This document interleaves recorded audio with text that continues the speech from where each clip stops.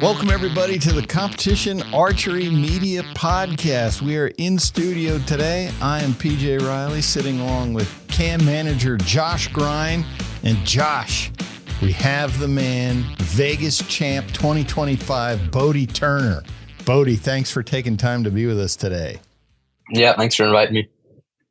All right, Bodie, we're going to jump right in the deep end that we just did, or we published a podcast yesterday with Chris Perkins where we were declaring him the only archer never to miss the X in the Vegas shootoff.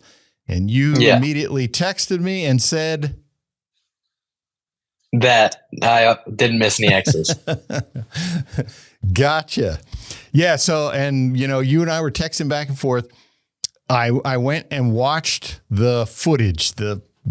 What we were going off of was in the theater when it showed your arrow. It was your first arrow, 13th end, or second? I think it was, if it went 16 ends, it would have been 15th end. Okay. It would have been first arrow, 15th end. It was first arrow, 15th end. Top target. I knew it was the top target. And the angle, they came in from the left with the camera in-house, and it was on this giant screen. And what I recall seeing was that I could see space between the arrow and the 10 line.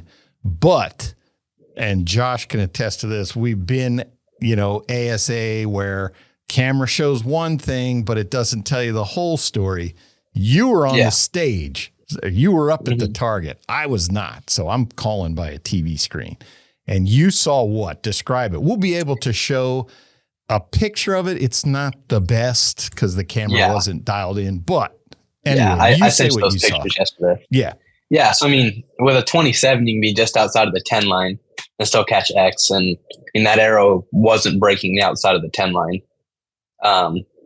It was barely touching the 10 line. It definitely wasn't in by a lot. It wasn't dead center.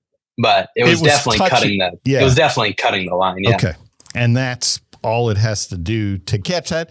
The issue was that in that moment you were going to inside out scoring, so that was a 9 no matter what. So we didn't there wasn't an actual judge's call on the field to say what that was. So a lot of people saw it. So so we didn't want to shortchange you. Because as I told you, you were on the stage, you looked at the target. I was not. So I'll take your word for it, especially you got younger eyes than me. But we wanted to clear the air. Bodie Turner did not miss the X in the Vegas shootoff either. It is irrelevant because that wasn't part of the game, but we made it an issue. So that's certainly not fair to you. So we wanted to clear that up because as we said in the podcast, hey, the game was inside out, which you did. You were the only one to do it 3 times, 3 inside outs. Okay. And Nico went twice. Perkins went once. That made you the Vegas champion. So we didn't want to shortchange you there. I had a nice conversation on the phone with your dad last night. He was cool about it. He just wanted to know where it came from. He didn't understand what we had seen or heard in the community. But anyway, Bodie Turner, Vegas champ. That's the important part. So tell us about that. Let's start with, this is your second Vegas championship. How was that different from the first? Other than the inside out scoring. Yeah, I was probably a lot more comfortable in this one just because I've been that was one of my first, that was my first year of going pro. That was my second tournament of shooting pro. Okay. That I won the first time. And I have I've only been doing it for a couple of years, but I would say I have quite a bit of experience in the shoot-offs now. I'm typically in them. And it was more of just a lot more comfortable up there. It's nice when you know everybody and you talk with people and stuff like that. Gotcha. For folks who don't know, you're 18 years old, just turned 18 like a month ago, I believe. Yeah, in February 5th. February 5th. Gotcha. So, incredible run, second Vegas title at 18 years old. And this year has been a good one for you. The one tournament with Matthias where you went like 30 ends, that was Rushmore? It was 23, yeah. 23 ends, yeah. Rushmore Rumble, came to the Lancaster Classic, one of 3 to shoot a perfect 660. Yeah. For the third time. For the third time, yes. No one has ever shot 2, I believe. We've had 2. We've never had 3. No, I mean, no individual has ever shot 2, I don't think. Rio? No. Rio. Braden? I was the first one to do it. Yeah. So if you were the first to do it twice, first one to do it 3 times. Yeah. So we certainly can't question your ability to hit the X because I think you've proven that you can do that. But then you come to the Vegas and 2025, the champ. Is there something different that's happening this year? Have you been putting in more work? How have you been able to get to that point? I would say I probably put in less work this year, just make sure I didn't overshoot myself, especially with it being in March. Typically I'm shooting a safari shoot the weekend after I get back from Vegas, which would be in mid-February. Right. So, I have this year, just kind of trying not to shoot myself out on indoor too early. I started later. Like I typically set my indoor bow up right around hunting season. That way I'm not hunting and I can mess with it when I'm bored. Right. Did a lot more hunting this year, so I didn't have quite as much time, and I wanted to start it later this year so I didn't get burnt out quite as fast. You get bored of shooting 20 yards for 5 months. Speaking of which, we should mention, I know, actually Josh wanted to talk about this, so I'll let him ask his question about equipment. We'll get there later. Okay. Sticking with Vegas, we'll get to that. Sticking with Vegas then. So this year, new venue, new facility that you were shooting your qualification, you set the record 989X. 89, I believe that's the new record. Stefan, I believe, had it at 88. So you got it to 89. So I'm guessing that venue agreed with you. What were your thoughts on where you qualified in the horseshoe? I like the lighting. I can definitely say the lighting is better. It's not, I would say there's quite a bit less nerves there just because of the venue that you're shooting in. You're not surrounded by people in a stadium watching you shoot. Oh, okay. It's a lot more like shooting, not quite as big as of a tournament, in my opinion. Gotcha. When we shot at South Point, you're in the middle of, you feel like you're in the Coliseum and everybody's looking down at you, cheering you on. It's a lot different environment. Of course the nerves are still there. It's still Vegas, but I feel like the guys who've shot at the South Point, done well at the South Point, and then have gone there, I feel like there could be some less nerves just because of how many people can watch. Because there's a lot less people watching when you're there, because there's just no room for it. They can't see you. There could be as many people, but if they're 30 yards down the line, they can't see you because it's all level. Well, like when you're at the South Point, if you need somewhere to sit, you go sit. You go sit in the stands and watch people shoot. That was just kind of the thing to do. But there wasn't really even enough seats for people that were trying to watch to be able to watch. There's people standing. There's just there wasn't a ton of room there.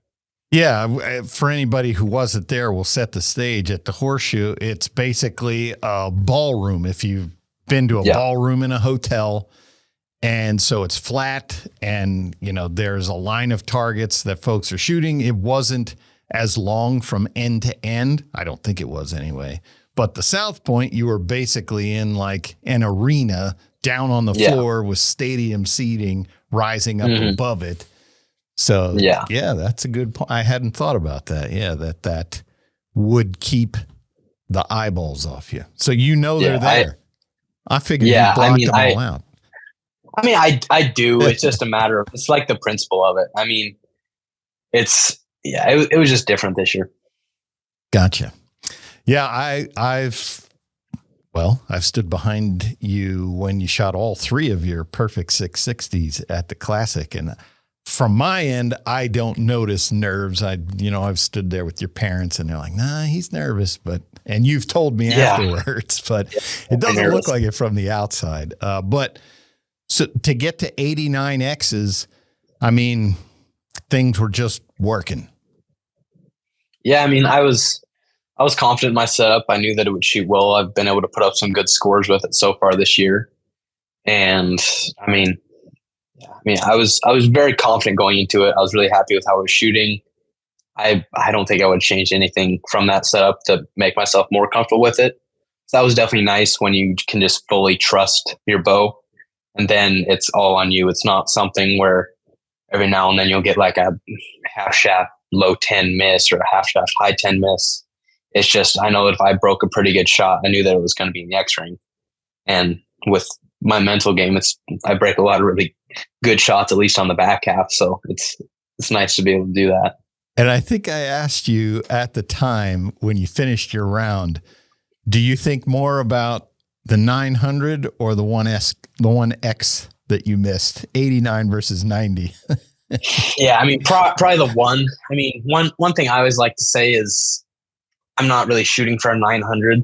Or I'm not shooting for a 300. If instead of the 10 ring being my target, I want to be the X ring, because like when I miss an X, I feel like I shot a 9. Yeah. So it's when I can kind of fine tune my aiming point to just the X ring instead of just trying to make it in the 10 ring. I personally feel I shoot a lot better that way. And you kind of take some of the nerves off yourself when you're shooting for the ring inside the one you actually need to hit to make the finals. When you're at home practicing and you miss an X, does that aggravate you? It does, yeah. Yeah. What end did you miss the X? It was day 3, right? It was day 2. Oh, it was day 2. It was day 2. Yeah. So I shot 30X, 29, then 30. Okay. I think it was like N4 on the second day. Okay, so then we shift and we go to Planet Hollywood. So completely new venue there, new system for you folks. You actually got to go and shoot 4 ends of practice, which you never got to do that before. You had to practice at South Point in the practice area, which you were in the shoot-offs, but to me, it looked like the lighting between those two places was totally different. Yeah, but I mean, the thing about shooting at South Point is we got to actually practice before we shot. That's right. Yeah. I mean, we shot there all weekend. Yeah. We competed at 6:30, but we practiced at 1. Good point. So I mean, it's 5 hours in between. Yeah. I mean, nobody really used the practice range that was there this year, because unless you're just trying to keep your muscles warm, that was kind of the only thing it was good for. Right. So what did you think about getting and going to shoot those 4 ends of practice before the shoot off? I mean, it was nice. We got to kind of see how nice the lighting was. I think a lot of it was just trying to figure out how we were going to run 2 lines. I think that was a lot of it. A lot of it wasn't. Yeah. Most of it was, how are we going to get this to work instead of practice? I mean, shooting those couple ends was definitely nice, but I mean, it was more just trying to figure out where we're going to go, how we're going to make it work, how we're going to fit 2 lines on the stage. There's only like 3 or 4 feet behind us. Right. But yeah. Yeah, that was a big drop if you stepped back and weren't paying attention. Yeah, I kept joking if I missed one, I was just going to step off the stage instead of walking off the side. Yeah, we got to be there when you did your walkthrough. And like you said, it was because of the stage. I think they were able to get 10 bales. There were 30 of you guys shooting in the finals. So you couldn't stretch out 30 across. So they basically cut you in half, which meant 2 lines. It's never been that before. So yeah, a lot of it was, where are they going to go when you send them off? How are we going to pull arrows? Where do you put your stuff when you go down to pull arrows? So that was kind of what you all were figuring out ahead of time. But then when they called you out and the show started, how did it feel on that stage, in that setting? Give us a sense of what that was like from your perspective. I mean, it was, I really liked shooting on the stage. The 2-line thing, didn't love it. Like I said on one of the other podcasts I did, when you walk out and you see that 15 people just missed, you're like, okay. I mean, it's for me, I just saw it as, okay, cool. If I can get past this one, I don't have to shoot against these 15 people. But I mean, I can definitely see it getting in people's heads, which probably wouldn't be a terrible thing to make it go quicker if you can get in people's heads. But shooting that second line I would definitely like to shoot first on it. If we got to, it'd be cool if the top guys did get to shoot bottom or pick where we wanted to go, top or bottom. That would have been kind of nice because they made all the top guys were shooting on top. Oh, okay. I was going to say, how did that work? Like, how did you end up where you were? I have no idea. They just told you. Shoot next to Matthias. Yeah. We walked out. You might have seen I put my target up on the wrong bale in the practice when we went out to practice. Oh, at yes. One. Yeah, we had no idea where we were going or what we were doing. Like, so this was the first year that during the 900 round, your 300s, this was the first year that you were peer grouped on day 2 and day 3. They typically I think did that's a really good way to do it. Okay. Yeah. Go ahead. That's a really nice way to go. I mean, sometimes you can get paired with people that just aren't the best to shoot with. Like when you get the super inexperienced guys, I mean, or shooting with kids, like I've shot with people in like the young adult division, which I mean, I shot in the young adult division. There's a bunch of amazing shooters in there, but you also get some that don't really have any idea what they're doing. They're not quite as aware of their surroundings when they're moving on and off the line and stuff like that. And like Matthias, the first day he had somebody shoot an arrow into his target. Oh, yeah. It's like, I think it was even like in the middle of the round. I don't even know if it was around the switch, but I looked over and like, there's 4 arrows in Matthias's target. That's kind of weird. And they were all in the middle. So luckily he was able to shoot that arrow before. Oh, gotcha. Yeah. Cause right as soon as he shot, somebody else put one in the same target. No kidding. On his. Yeah. So, I mean, that doesn't really happen very often at all when you're in the top couple bales, I feel. But it's also nice because when we're peer grouped, a lot of the time it's going to be the same handful of guys up towards the top. So we get to shoot with people we're comfortable with. And no, it just makes it even more fun for everybody. I will say, a couple years ago, I saw Tim Gillingham on the last day he was clean do exactly that. He came back, he shot this beautiful shot, and I could see on his expression he liked it, and the guy next to him said, "Tim, you shot the wrong target." Yeah. And then his demeanor changed. Yeah, I can imagine. He probably wasn't overly pleased with that one. But Brady Ellison mentioned when we talked to him, he said he liked the peer grouping because he said, and he was referring to your division especially, he said, when you get to the second or third day, if you're on a bale with somebody who's out of it, they don't really care. And, just their demeanor is different versus guys who are focused. Yeah. I mean, like I've shot with people the first 2 days that were shooting like the mid to low 280s before. And I mean, the demeanor between somebody who's shooting in the 280s and somebody who's trying to shoot a 30X is typically a little bit different.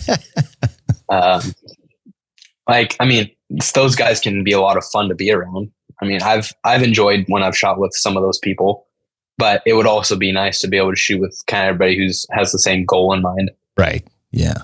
What Bodie is saying there, just for people listening, because I don't want people to get fired up. He thinks he's better. It's not that he's better than anybody else. It's work, for those top couple guys. This is not just, hey, we're taking some vacation. Fun. Right. We're going to go out and the attitude is different. It's a work thing. And what Bodie's really referring to is what the archery community calls archer's etiquette, on and off the line, when to talk, what to do. And just, I want to bring some clarity to that so that nobody gets a bunch of hate about Bodie doesn't like shooting with us. Yeah. No, I mean, I definitely didn't mean like that. Thanks for bringing that up. Yeah, and I knew you didn't. Yeah. I mean, it's different goals for different people. I mean, there's a lot of people that shoot in the championship divisions that and definitely aren't going to shoot 900. I've shot with some people, even some local people that I know shooting like the 280s. I watched a guy for 2 days not shoot a 30. And I mean, if they want to shoot in those divisions, I mean, all power to them. But it would almost be nice to see some of the, almost like a qualification to it. Some of the pro qualifications some of them are low, some of them are fair. I think there's a good way to do it for everybody. But Brady Ellison even mentioned he thought it actually ramped up the pressure for some people when they were shooting with the top guys who, maybe had a good day the first day and then all of a sudden, I'm up here at the good end. And he thought it added pressure to some of those people and how they handled it, depended on their mental game. Yeah, I mean, I can definitely see that. I mean, when I was first getting into it, I know that because I didn't really know anybody when I was first getting into it, and I was just kind of that beginner guy that nobody really knew. And I would say it could definitely bring more pressure in because I wanted to be able to compete with those guys that I was shooting up with. And I mean, it was the guys I've watched on TV for years. And I'm standing on a line with them, shooting next to them. It's definitely something that can contribute to more nerves, and it can also bring up your determination level to want to do better. Personally, I think that it made me better. That's why I think that was peer groups, because I mean, those guys that shoot really, really well, but they aren't really known yet, and they get to come up, they get more media time with people, because I mean, the top bales, when it comes down to it, they're going to get more media because those are the main people. So when you can get people that are just getting into it and they can get brought into it like that, and they get to get more of that media time and people get to know them better, it's awesome for them. I mean, when I got to be on those top bales when I was first getting into it, I thought it was awesome getting to meet these guys and talk to all these guys that now I get to shoot with all the time. But at that time, I'd only ever seen them on TV or walking through in a hallway and wanted a picture with them. Yeah. It's definitely cool and helps, I would almost say, the archery industry, because those guys that weren't really known and won't really be known, if they might get their name on a piece of paper for the standings, but they wouldn't get the media attention that they would when we are paired like that. That those guys that shoot really well, they get to get more time in the spotlight. Helps them with sponsors, helps them with everything. For sure. There were, one of the things that I found interesting is, there were 30 of you on the stage, 29 900s plus the lucky dog. But there were several people that I never heard of before. And there were people who I know very well who weren't up there, who shot 899s, 898s, not an 888. That would be really bad. That's your sport. That's me. I'd take an 888 for sure.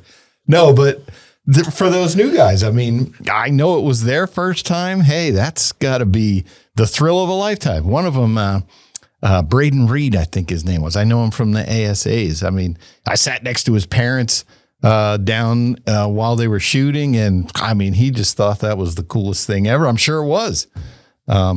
So to get your first 900 and be up there, and I mean, that's what they are all. That's what all of you are all working for.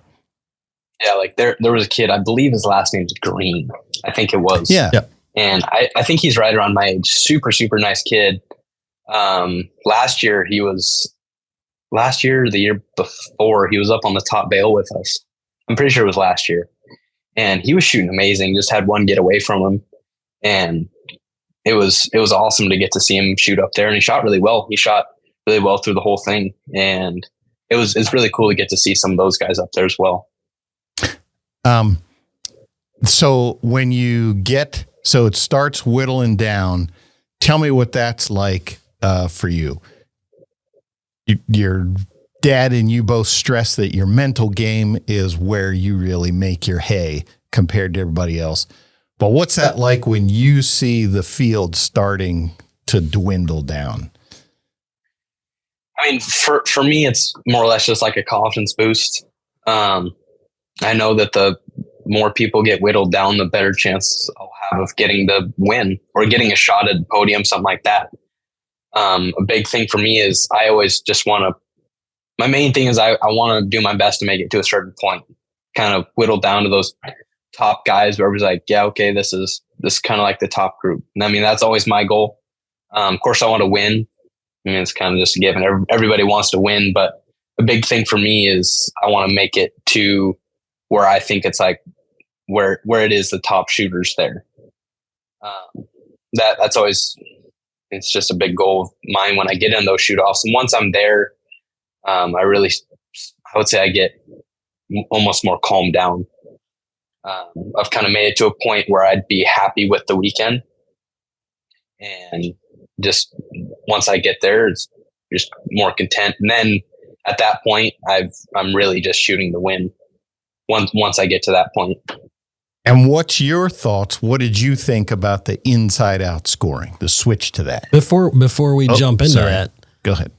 Needs to be said that Bodie is responsible for that role change. This is not some arbitrary role that Bruce threw out there in the middle of Vegas. Go ahead. Yeah, that was the Rushmore Rumble. Rushmore Rumble. Bruce and Matthias. Bodie and Matthias. How many ends did you guys go? That was 23 ends. 23 ends before a winner was determined. So that role was implemented because of you. So how was it then being on stage with your role you're responsible for being rolled out? Personally, I kind of made this decision before I won. Of course, I'm kind of biased now because I won with it, but I would definitely, I was really, really against it, but I didn't understand how they were going to do it. I'm really not a big fan of closest centers. One, because I lost every single one of them this year. Yeah, your dad mentioned that last night. Yeah, but I mean, I've never really been a fan of them. I think that a one arrow closest to center is, of course, there's going to be some skill involved, but so much of it's luck. Yeah. I mean, if I thought that it was just going to be one arrow, like I shot my first one for inside out X's and missed. Like, well, that sucks. It was a fun weekend. I'm pretty happy with where I made it too. Made it to the top 4, and I was like, all right, this is okay. Like after Nico shot his, I gave him a fist bump. I thought he just won Vegas. Yeah. I'm like, he's pretty calm for just winning Vegas. And then I saw him knock another arrow. I'm like, oh, we get to shoot more than one. We're not done. Yeah. So, I mean, I feel like when it's one arrow, there's so much luck involved with it. And inside out X's is always going to have a certain level of luck to it. But when they give us 3, I think that, I mean, for me, I'm pretty confident that I can normally shoot one really good shot that's good enough to make an inside out X out of 3. So I personally liked it. It's tough with those bails because they can kick really bad. I mean, for me, I was just trying to find the flattest, least lumpy part of the bail to where I didn't think my arrow was going to kick. And that I was able to, there was a big flat spot on the left side of the bail. So I tried to center it up on that one every time to where I didn't think it was going to kick as bad.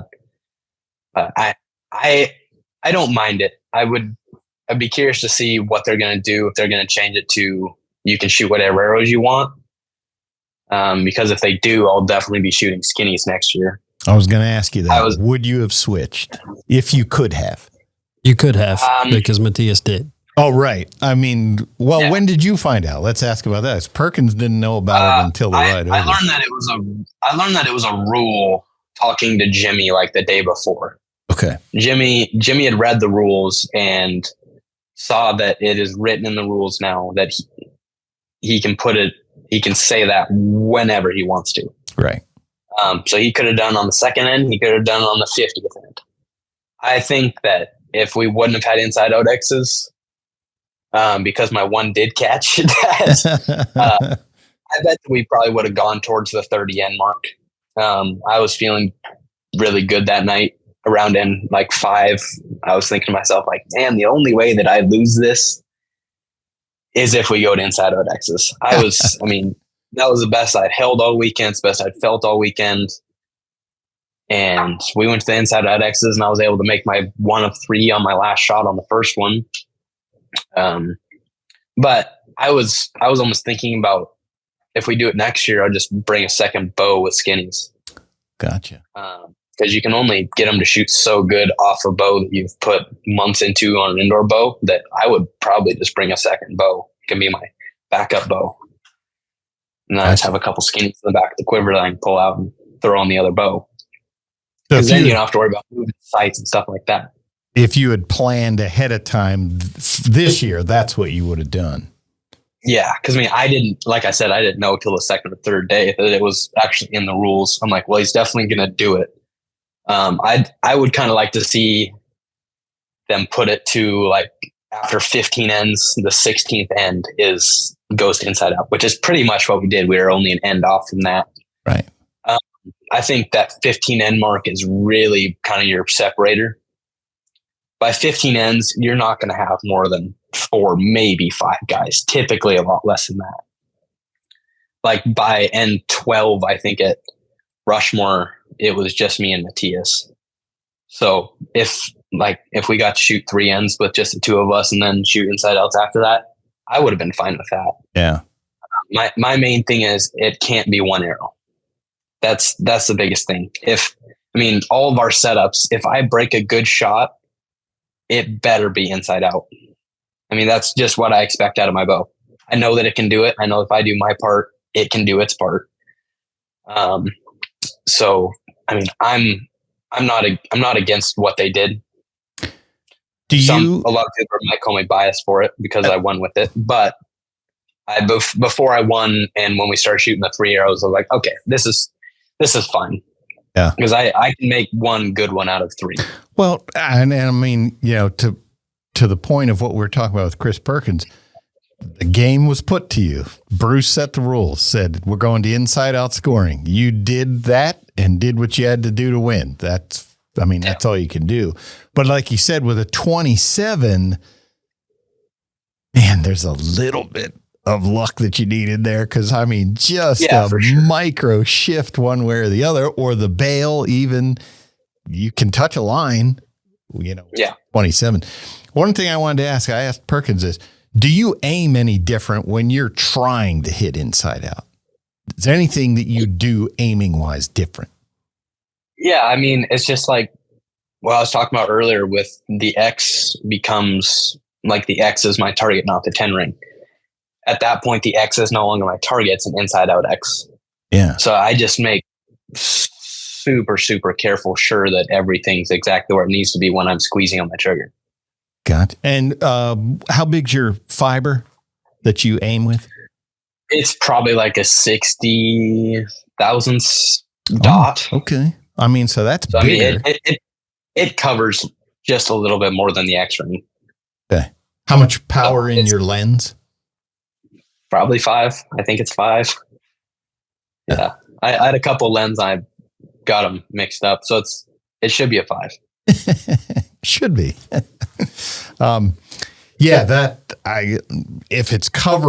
If your aiming reference is covering the whole area, then that's not the simplest thing to get that inside out on command. Yeah.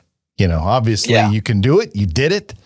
And you had a second one. You almost took it by putting in 2 inside outs on that one. It wasn't far out. Just a couple millimeters to the right, and it would have been in there.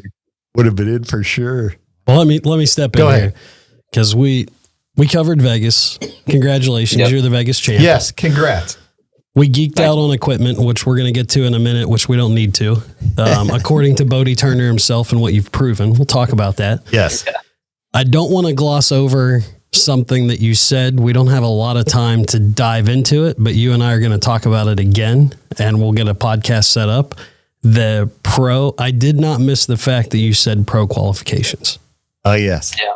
That is one podcast I listened to, marketing gold dripping off the ceiling, because you hit one of the major points on the head, and that is what it does for the top tier archers. It frees up media to really cover the stories, the top archers at that event. It's why every other major sport in the world limits participation. You earn your right to be a pro, and you can lose your right to be a pro. So that, I think, is something that we need to talk more about. And really glad you slipped that in there. But I was super excited about this podcast because we have Bodie Turner on. This is the most excited I've ever been about a podcast. For sure. He is 18 years old, arguably the best archer in the world. I mean, if you look at his accolades, only person to shoot 663 times at Lancaster, won Vegas twice, only a handful of people ever to do that, has won every discipline that he's been a part of. And if he's not won it yet, it's because he's not shot it enough and he's not been there.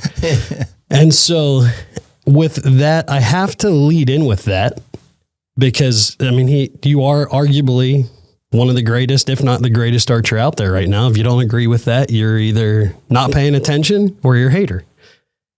So with that intro, I've been thinking about this all afternoon. You have cracked the code.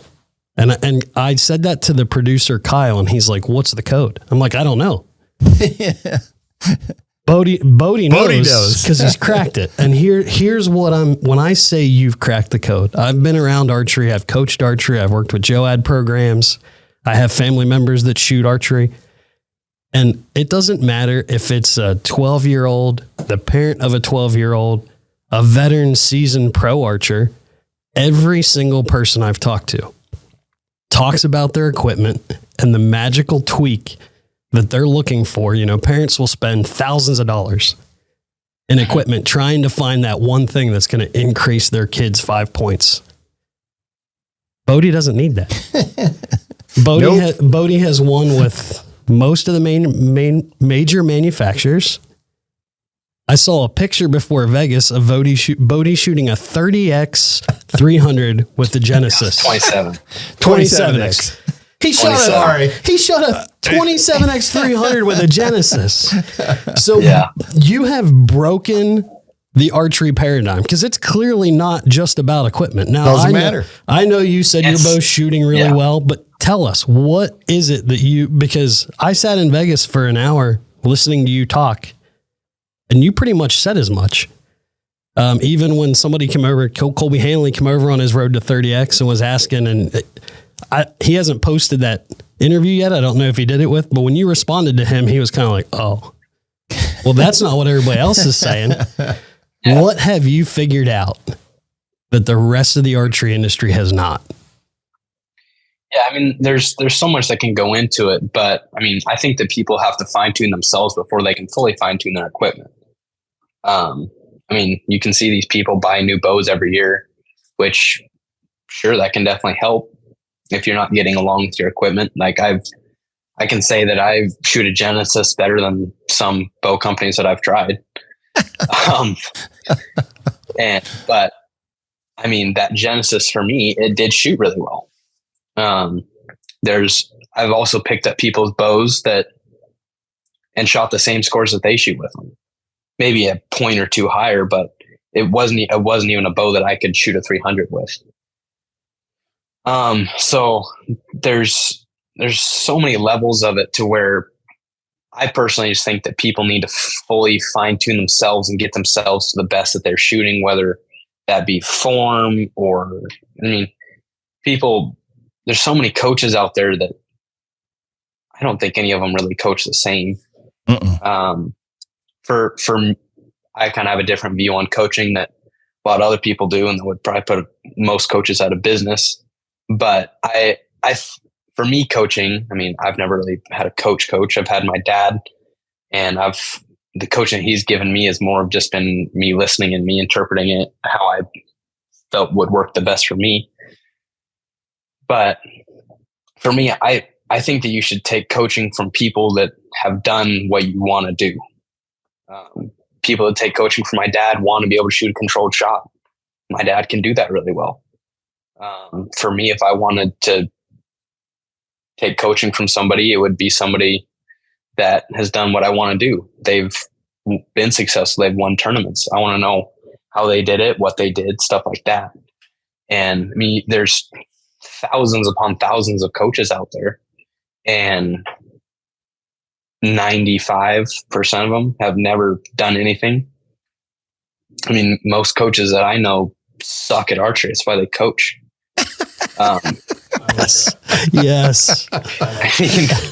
I'm being honest. When your dad was coaching you, though, was he coaching you mainly on form or mainly on the mental process? Only coaching I've ever received on form I didn't like. I mean, I've been to a camp on coaching, and I mean, I didn't get anything out of it that entire weekend of shooting it. Because the shot IQ is mainly about mental, not it's your bow shoulder here, your hand like this. That's not what he gets into. Yeah, I mean, and I don't think that there's a form that works perfect for everybody. I mean, look at Mike Slosher. Yeah. if Mike wasn't who he was and you just handed him to a coach, they'd be like, "Oh, you're never going to be anything." Well, just look at Facebook. I mean, I've seen comments on you shooting where people get on there and critique your shot process, and the internet trolling me is starting to come out. I'm starting to have fun. Like, I stayed off of social media for so long, and I actually, the past week, have found some pleasure in going on and trolling. It's like, this guy has done more than your entire family tree in archery, and you're going to go on and critique his form. To your point, everybody's form is different. So with the information that you just shared, we've got young archers. I mean, you're only 18, so I think they should listen to you. I think if somebody's 12 or 13 years old, they should be listening. Their parents should probably also listen too. You're close enough in age. Yeah. If you had a 12 or 13-year-old, they're in JOAD, they shoot at the local clubs, whatever. And I've seen them. The parents will go drop thousands of dollars in a pro shop, trying to get the bow that works best for them or get the arrows that are going to make them a 300 shooter. What would you advise them to do first? Because clearly there is a need for that. So if you're a bow shop, don't get mad at me. I'm not saying don't spend money, but it seems like listening to Bodie that process is way out of whack for most. Yeah. I mean, I think that people need to learn in stages. I think that first they need to learn themselves, and then they can start to learn equipment, because I mean, I see so many people that have just of nice or nicer equipment than I do. They got more stuff in their bow than I do. But then you look at how it's set up, you're like, yeah, it probably doesn't shoot very good. Like, I mean, for me, I do it so much that I kind of can just almost look at a setup. Like there was one guy at the Lancaster Pro Shop that I was talking to, and I just looked at his blade angle. I'm like, "Do you have low misses?" He's like, "Yeah." I'm like, "You should move your blade angle up," and he did, and it helped him. But I mean, that's just stuff that comes with time. I've done it so much, but when I was first getting into it, I used to swear that I would never put a sight on my bow, and now look at me now. And my form used to be atrocious. I still wouldn't say it's, according to some people, it's still atrocious. But like the steps for me was I kind of started to learn the fundamentals of it. Got shooting a Hoyt Ignite with a 8-inch stabilizer and a super old Sherlock sight and a recurve scope that I got from my uncle. Then from there, I started to get fairly proficient with that and wanted to go to the next stage. So I got to the point where it most likely was the equipment holding me back. How many arrows did it take you to get to that point? I mean, I've been shooting since I was 1. So, I mean, probably millions. Well, so millions, but that first bow that you had with the 8-inch stabilizer Sherlock or the recurves, how long did you shoot that bow? Oh, I probably shot that for, it was probably around a year to probably a little under a year. I got to the point where like I couldn't get past 60 yards, or I couldn't get past like 55 yards, stuff like that, where I'm doing tournaments that are past that distance. And for you, it might not be best to quantify it in time. Arrows shot, because your year, it could vastly differ how many arrows you shoot. Like I shoot 200 arrows a year. That's not what you were doing, right? No, I mean, I still love to shoot, but back then, I mean, I love to just go out and try and be like the guys I watched on TV. I got a folder on my phone from when I was like 9 to 11 years old of just, it's called Good Groups. It's just groups that I had shot. I mean, they're atrocious for now. I mean, groups like that at like 80 yards. Yeah. Like, that's the coolest thing ever. Like, I can shoot 90 yards now. I got a new scope, or I got a new bow. And then, like, I spent a lot of time on Archery Talk and was able to, or my first bow we got from a friend of ours, and we Frankenbowed it. It was a Pro Comp Elite FX. And we Frankenbowed that put GTX cams on it. We found and put some different limbs on it. And then started to shoot that, started to get good with that. Shot my first 300 with that when I was 11, freshly 11. My goal was I wanted to shoot a 300 before I was 11. I think I shot one like beginning of March after I turned 11. And once I shot my first 300, I just kind of kept growing from there and just kept setting new goals for myself. And then once I got to a certain point in that, is when I really got to start testing equipment. And I was just kind of looking at what worked good for other people and just kind of kept testing equipment. Like there was some times where I got a new bow, thought it was the coolest thing ever. But I was also able to realize that bow didn't shoot as good as the last one. Like I got a podium when I was pretty young, and that bow didn't shoot well at all for me.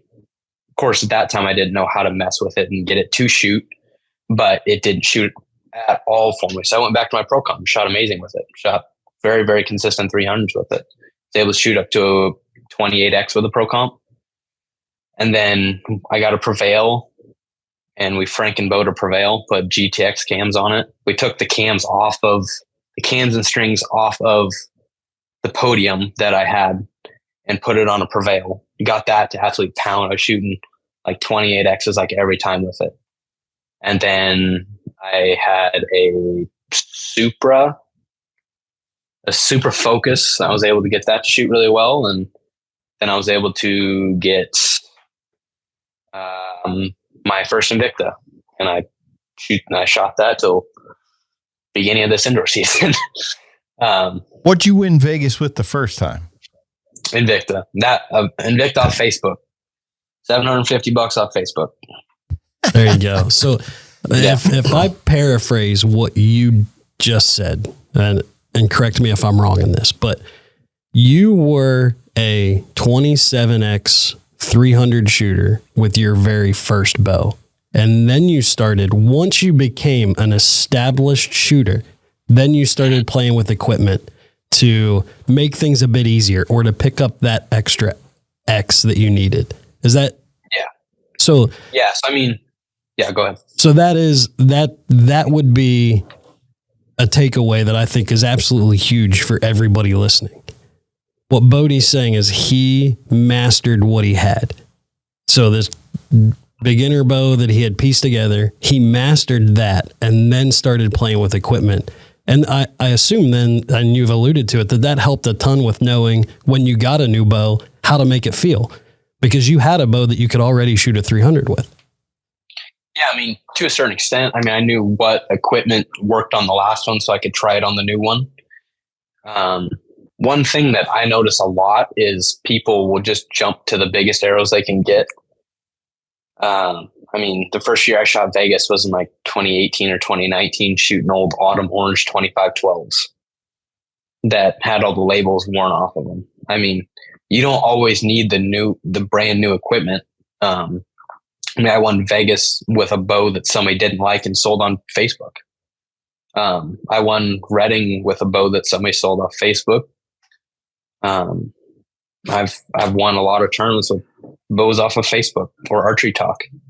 You don't have to always buy the newest thing. I mean, for me, I threw together an Invicta at the beginning of this indoor season because I was curious and I was like, oh yeah, this bow still absolutely pounds. I mean, I was able to throw it together and shot a 60X with it that night and shot 23 out of 24 12s with it that night and just threw it together. And that was just I know those bows well. So, I mean, when you can find a platform that you like, it doesn't have to be the newest platform. It just has to be a platform that you like. And then once you can master a platform, like for me, I feel like I've mastered the Invictas. Like if you give me an hour, I can throw an Invicta together and I will be shooting a 30X with it. I've mastered that platform. So I think a big thing is when somebody finds a bow that they like the feel of, or they like how it shoots. I think liking how it shoots is much more important of how it feels. I didn't really pay too much attention to feel on a bow until the last couple of years, but and when so many people bounce around too much, when they find a setup they like, just shoot it. And so you're one of, if not the best archer in the world, and correct me if I'm wrong, but you don't shoot for any bow company. I don't. No. I mean, for me, I think it's, especially at my age, I feel like I still have to win very consistently, because I feel like there's a lot of good shooters, maybe not quite to the same level, but looking back, I can think of a bunch of amazing shooters I used to look up to that were like my age. And you look at them now and they don't shoot anymore. So I think it's very important for me to keep winning, because I don't want to be viewed as one of those people. And so that used to win a lot. And so why are you shooting the Matthews title 38? I personally feel it's the best bow out right now. I've shot all of the most recent bows. Like I shot my Hoyt Concept X at Rushmore, and just with all the testing I've done, I personally think for me, that's my favorite platform out right now. That's the one that I got to feel how I like and got to shoot how I like. The most important thing for me overall is going to be able to win. So is it accurate to say that Bodie is shooting to win, not for a contract? 100%. I mean, write that down, parents. There's so many people that chase sponsorships, and it drives me nuts. Like I'll have people ask me, it's like, hey, if I can get this much money from these people, or I get this much money from these people. I'm like, well, it doesn't matter if these people pay you $10,000 more if you're winning another $60,000 with the other bow. And if you're winning another $60,000 with this bow, you're winning, of course, way more than you would with the other platform. I mean, that's why I shot an Invicta 4 years after they discontinued it. I mean, that was just what I thought was the best platform. Now I still think it's an amazing platform. Let me piggyback on that last question. So, because we all know this is so backwards in the archer world. Everybody, the big question every time you get sponsors at a shoot, how do I get a sponsorship? Yep. You're shooting for wins, not sponsorships. Mm-hmm. Now that you're shooting as wins and not sponsorships, how often are you approached about signing a contract? Not overly. Okay. I mean, I'll sign a contract if I think that company makes the best product. Not if you would sign a contract, but I'm curious now that you have not focused on contracts, you've focused on winning.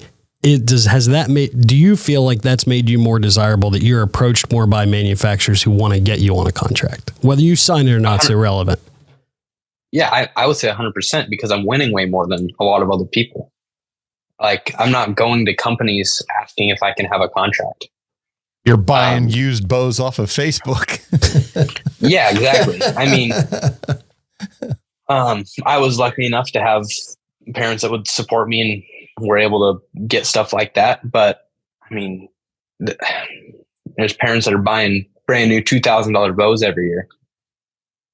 Go get a couple-year-old one that worked really well. I mean, there's a lot of people that didn't overly love the Invicta, but I think that there's a lot of people that won with it. I think it was better than a lot of the most recent bows have been. Not just from Hoyt, but just from everybody. So you're 18 now. You're finishing up high school. So let's talk about that with contracts, etc. What's the future? What's happening next year? I'll definitely be signing a contract at some point. Most likely sooner than later. I don't know when yet. I haven't talked with anybody. But my main thing this indoor, like I put a lot of pressure on myself this indoor season, because it was my final year of getting to test stuff freely, in my opinion. because I think it'd be dumb to not sign a contract because you're turning down however much money a year. So I felt I could probably sign with whatever company I wanted to. And it was just a matter of finding what company gave me the best chance of winning consistently. Because the more you win, the better contracts you can get in the long run. It doesn't really matter what company it's with. Well, and you're leaving high school. So it's one thing to be doing that when you're in school, because that is a limiting factor. Now, graduating from high school, what's the plan? You're going to be a pro archer? You're going to go to school? You're going to do X, Y, Z? What's your plan? I'm just going to keep shooting. Definitely not the biggest fan of school. I don't enjoy it at all. So I don't think I would. I think it would end up hurting me in the long run to go to college. I've had colleges ask or offer. It's one thing that drives me nuts is there's a lot of colleges that just do not go about things in a good way. Like first year I shot a 660. I was giving people hugs and handshakes, and this guy like almost got in my face and handed me a card like, "Hey, you should come to our college." And I just threw the card away right in front of him. I was like, "Dude, this is not the time to ask." Like, if I'm walking around or having a small conversation with somebody, sure, if you want to ask me, I'm of course going to entertain their idea. I don't want to be rude to them at all. But I mean, there's so many people, especially coaches, walk around like they're so cool, and it drives me nuts because they're not. You're like, I'm Bodie Turner, man. Back off. Not quite like that, but I mean, it's a real thing that regardless of what you're doing, you're 18, leaving high school. That's a decision point in life for what you want to do going forward. Now you got to be an adult. What does that mean? And so for you, that's going to be, all right, you're going to be a pro archer, which would make sense then. Signing a contract, there's your job. That's going to be your job. Yep. That's where you can get a lot of your money from. I would like to make it mainly from winnings, but it'd be cool to have a pretty good contract too. For sure. Yeah. Because of the 1 hour shoot-offs. And we should mention, I wanted to make sure I didn't gloss over this, that you shot the 660 at the Lancaster Archery Classic, 1 of 3 with Matthias Fullerton, Jacob Slusars, and then you guys both shot clean, and there was a $20,000 prize on the line that you'd lost in that 1 arrow closest to center shoot-off. Yeah, there's a lot better ways, especially at Lancaster, to do those. I mean, they have 12s. That's their thing. Why don't we use it? I can't remember. Do you remember how many ends it was before we went to inside out? I think it's 2 ends. It was several. And yeah, so it was 2 ends, and then it was inside out. Personally, I think that there's way better ways to do that. I think that they should use 12s. That's their thing. I don't see why they wouldn't use it. I would love to see 3 ends of shoot as many 12s as you want. You can shoot. Just for the sake of fairness, this was the first time that we ever had to deal with that. Well, it was the second. No, first time for $20,000 on the line. Otherwise, it was just to see what position you went into the finals in for the matches. But this one was the first time where there was $20,000. But there was one year yourself and Zach Plonsky both shot 660s, and that was the shoot off to figure out who was number 1, who's number 2. Yeah, but I mean, like there's 12s. I think 12s are a skill thing. I think 1 arrow closest to centers are to a certain extent a skill thing, but so much of it is luck. For sure. I don't think I could have broke a better shot on that $20,000 one. That pin broke dead center. It was just a thing. I needed 2 clicks. I almost shot an inside out X, but it wasn't quite. I wouldn't say it was an equipment thing. I would say it was almost just Matthias had a sight sighted in better than I did. All power to him. Paige Pierce has been adamant about that she doesn't like that closest to center. It's so bad. I mean, especially when Lancaster has something like the 12 that they can use. Right. I mean, 12s it's an amazing idea. I think 12s are awesome. They're fun. It's a skill thing. 12s aren't a luck thing. 12s are a skill thing. Well, shooting for 12s you, let's shooting a decent extra. Let's be honest here. For you, it's a skill thing. For me, it's a luck thing. Anytime I shoot a 12 now and try to hit it, I take a picture of it and I send it to Bodie. Yeah, but you wouldn't qualify for the pro class and earn your pro cert. Yeah, I do not belong anywhere near the word pro and archer. Yeah. Yeah. So, I mean, I'd love to see it go to something like that even for placing. I mean, we're not going to miss an X. We just shot 60 of them. When we did the Zach Plonsky thing a couple years ago, when we did that shoot off, I'd shot for like 7-8 hours that day. Yeah. I mean, right. I was toast. Yeah. I missed neck there. I mean, he won out in fair and square. He shot 6. I shot 5 X's. But I feel like if I hadn't have been shooting all day, my arm was about ready to fall off. Well, you didn't know it was going to happen because I had no idea. That only happens if somebody does it. And when Zach did it, I ran.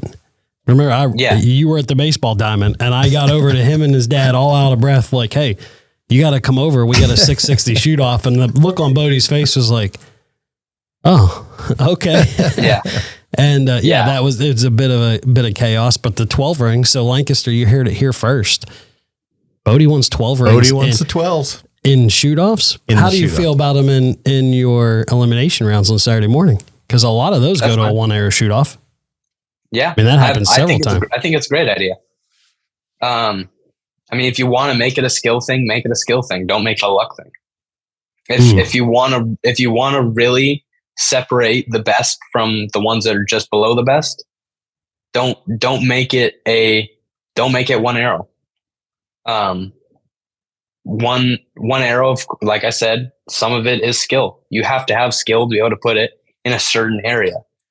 But if you give me 3 arrows, I'm most likely going to put one of them in the middle, like dead center in the middle. So especially on 12s. As you mentioned, there's a skill thing, because I took a picture the other day of a inside out arrow that I shot with a 27. I know that was 99% luck, 1% skill. Yeah. But I could dial that up, What if that's the one time? Okay, here we go, closest to center, and I dial that up. Yeah, like, I mean, I've been beaten closest to centers by barebow shooters. I guarantee you the 260 they just shot isn't going to compare to the 29X that I just shot. Well done, Joel. Yeah, that's right. I don't know if he's done it yet, but there's been people who have. I mean, So 12s we need. But I have another question off of PJ's. What are you going to do now? And looking for the contract, becoming a professional archer. You've won a lot. What is there still out there that Bodie Turner wants to do? I want to win this, or I want to conquer this discipline. One goal for me, I love field. I really want to shoot 112X field round. So that'd be challenging, but I've come close. And then I'm going to pick up the ASA circuits. I'll shoot known in that. This year? Pretty good. It'll be next year. Next year. Okay. Yeah. This year will be kind of my test year. It's going to be the tough thing is I want to be able to shoot tournaments, but I also want to be able to teach. Be able to go around with my dad and teach. There's stuff where he's going to be teaching, like we're doing some like the elk shape classes. Yeah. This year we're doing one, I think at the end of this month, and he'll do the mental side and people will figure themselves out. Like I said before, for the skill thing, they'll figure themselves out, figure out how to shoot good shots and stuff like that. And then after that, they'll come to me and then I'll teach them the physical side of it. So we'll get to go teach them how to shoot third axis and stuff like that. Play with stabilizers, play with triggers, and play with arrows. And we can really start to fine tune their equipments once they are able to kind of figure themselves out. Hey, make sure Dad gives you a good salary there, because I mean he's pretty popular now. But when he says, "Oh, I'm coming with Bodie Turner too to teach you," that's gonna up his people's interest in him pretty quickly. Yeah, for sure. But like one thing that I want to do is I don't want my credibility to like only be in shooting. Of course, I want to be very credible in shooting. I feel like I am at the moment, but I would definitely also like to. I mean, I love to do podcasts. I love to do stuff like that. I like to talk to people. I feel like I'm decent at it. Something I want to get better at, but I also want to be able to be a good teacher, because that's one thing about coaching is like there's a lot of people that are amazing shooters and they try to coach, but they have no idea. Really, they have no idea how they're doing it. And I want to be able to practice what I preach. So I want to be able to translate what I'm doing to being able to teaching it well. I think he just snuck in there, Josh, that he wants my job. I think so. We'll talk. We'll talk afterwards. I will say you have come a long way since the first time that I did stuff with you from the media side. Mm-hmm. That it's clear to me that that's something that you've worked on, that you've gotten better at. Which is surprising. 18 years old, I forget that from time to time because you don't act like my 18-year-old nephew did. Yeah. Well, so let's talk about that for a moment. We've talked about getting to where you're at, where you're going next, but you're an 18-year-old that won, 2 weeks ago, won over $100,000, and then had to walk back into homeroom. Were you back in school on Monday, Tuesday? We've landed, got to the house, and I drove to school for the last 20 minutes of sixth period. Okay. What is that like walking? So pro athlete, made more than probably your teacher. Did you buy lunch for everybody weekend the next day? And you walk in. What's that like as an 18-year-old? Most of us at 18 years old don't have that experience. No. Two people in that classroom knew that I won. My two buddies I was sitting next to. That's it. It's not something that I advertise to people. I mean, the most I advertise it is on Instagram. Yeah. I mean, I drive a fairly nice vehicle. People ask me how I afford it, and I'm like, I shoot bows. And Bodie, you missed your chance to carry in the $50,000 check and just walk. Oh, shoot. Did I not leave that at home? Sorry. Yeah, I just strapped to the backpack. But yeah, I mean, it's not really something I advertise. If people, I mean, the people that should know about it do, and the other people that don't know about it don't need to. I think the people that should know about it do, and the ones like I still don't think that teacher in that class knows I won anything. She just knows I was like gone for a week. Yeah. Like there was two of my teachers told me congratulations. They watched, and that was super cool. But yeah, I don't think the other one knows, which is fine. I'm not going to tell her. If she figures it out, she figures it out. But yeah, I mean, like a lot of people know that I'm like the archery guy at school, but people don't really understand the level that I compete at. I don't think they see all the sports that they do or that they watch and they think that's cool. But I mean, they don't really probably consider archery as a super big sport. Which is fair. I don't consider their sport a very big sport either. But how big's your school? How many kids in your class? There's probably like 600 kids. It's not very big. In the whole school, 600. In the whole school, there's like 600. Yeah. Wow. Yeah, that is small. So, okay. Yeah, it's not a very big school, but yeah, I mean, it's not something I advertise, and like I said, if people should know, they will. What kind of truck do you drive, or don't you want to say no free advertising? No, I have a kind of built out white 4Runner. Oh, Toyota, there's your chance. Yeah, that would be phenomenal if I get a Toyota sponsorship. That would be great. But I mean, to that end, that's also with all your hunting, that's a practical vehicle for you too. Very, yeah. It's nice. I have a little memory foam mattress that folds up into 3 pieces and a little accordion thing, and roll that out, and I can sleep anywhere. I just, during the summers, I keep a sleeping bag and a pillow and a mattress in the back, along with a lot of other stuff. But my vehicle's a mess typically. I carry a lot of stuff with me. So now that you are, multi-time Vegas champ, everything else that you've won, classic, and you mentioned that just a couple of years ago, you went out there and were shooting on the line and you didn't really know anybody. Do you feel like one of the guys now when you're out there shooting? I mean, to a certain extent, I would say I'm definitely in certain friend groups. I mean, there's people I really like to shoot with. I mean, it's fun when you can get to the last final guys. It's all people that you know and close with. Like I'd say I'm good friends with Matthias. Me and Matthias get along really well. Chris Perkins is probably one of my favorite people to shoot with. Every time I've got to shoot with him, I've really, really enjoyed it. I feel like I get along pretty well with him. And I mean, there's a lot of those guys. Like I'm good friends with Sawyer and Gaius and all those guys. It's cool. I mean, I don't know if I'm one of the guys, but I enjoy getting to hang out with some of those people. Well, I mean, it's just so there's the professional side, but there's the social side too, because you are standing there shooting with these people for 2 and 3 hours. That's something I think anybody can relate to. You're standing there and whether you know them or not, that makes a difference in how you feel.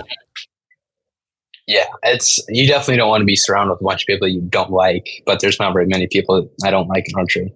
That was good. I like to, the archery stuff is cool, but I like to know about, what kind of person you are and what things you do and what aspirations you have and that kind of stuff. To me, that's what I find interesting.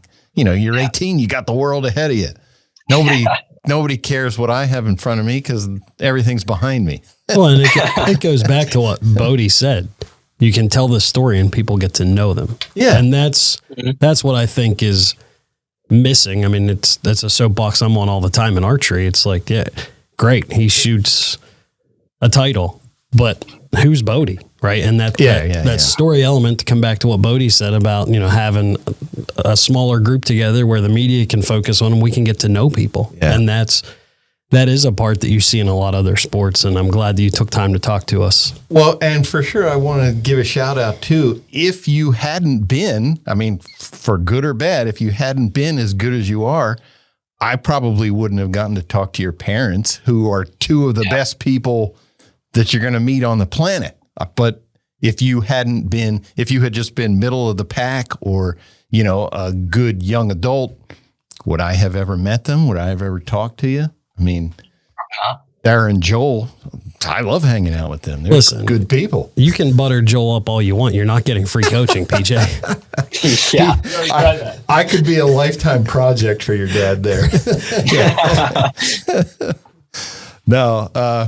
Bodie, we appreciate your time.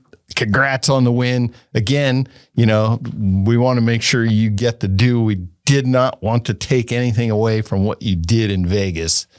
You're the winner. You're the champ. Congrats to you. Won all the big money and all that good stuff too. But yeah, we appreciate your time. Anything else, Josh? Yeah, of course. Anything else you wanted to talk about, Bodie? I don't think so. I think that summed it up pretty good. All right, folks, that's another episode of the Competition Archery Media Podcast. You can find it on all the platforms wherever you find your favorite podcasts. Thanks for being here today.